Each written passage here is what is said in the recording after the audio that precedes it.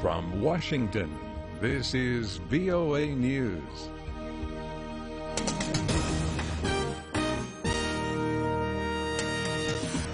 I'm David DeForest reporting. UN Human Rights Commissioner Zeid al-Hussein says he is appalled by the apparent collapse of a ceasefire agreement in Aleppo.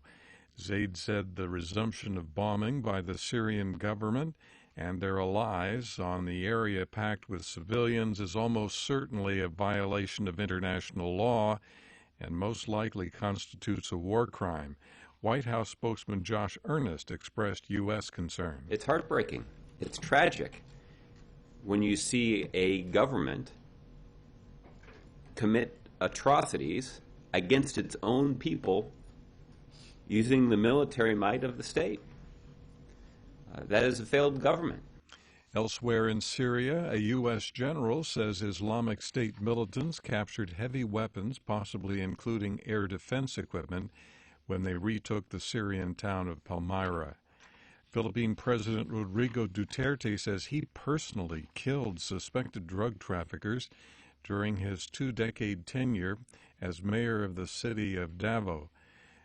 Duterte made the admission Monday during a speech before a group of businessmen, boasting that he would ride around the city in his motorcycle looking for a confrontation so he could kill. But in Davao, I used to do it personally, just to show to the guys that if I can do it, why can't you? Duterte's admission came amid defense of his crackdown on suspected drug dealers since taking office in June. The Chinese military has apparently erected anti-aircraft and anti-missile systems on artificial islands it has built in the South China Sea. A U.S. research organization says the systems are a prelude to deploying combat aircraft to disputed territory.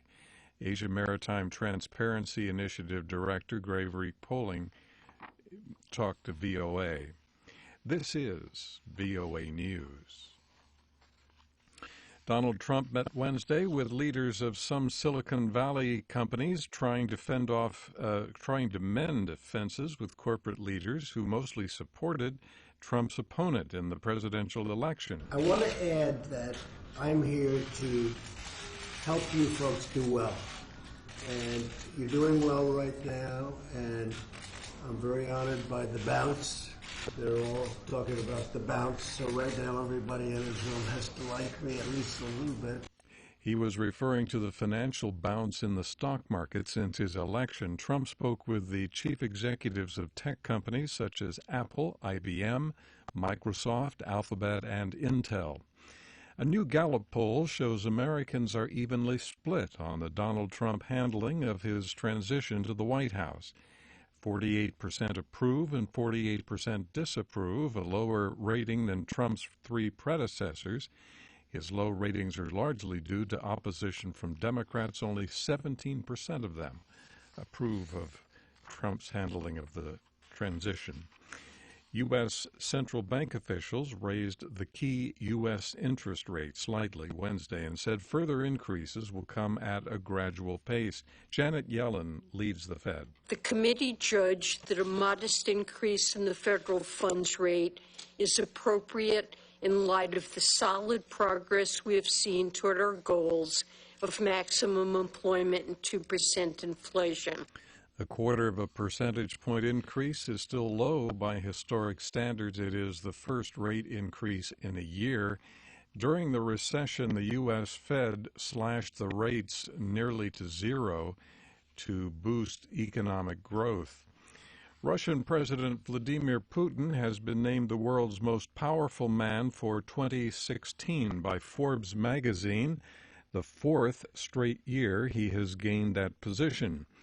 The magazine issued its yearly list Wednesday. Forbes rated U.S. President-elect Donald Trump as the second most powerful.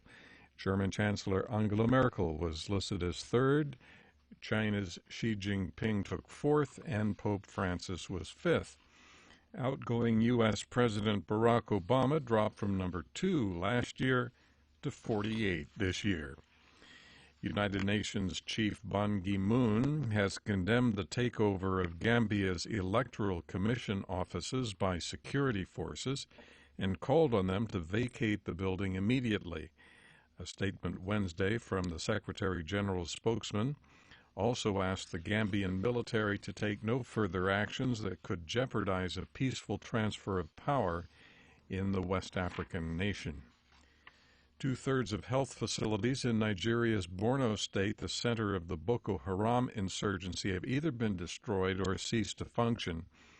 That was the conclusion of a new report issued Wednesday by the World Health Organization. It says at least 35% of medical facilities in the state are completely destroyed. From the VOA News Center in Washington, I'm Dave DeForest. That's the latest world news from VOA.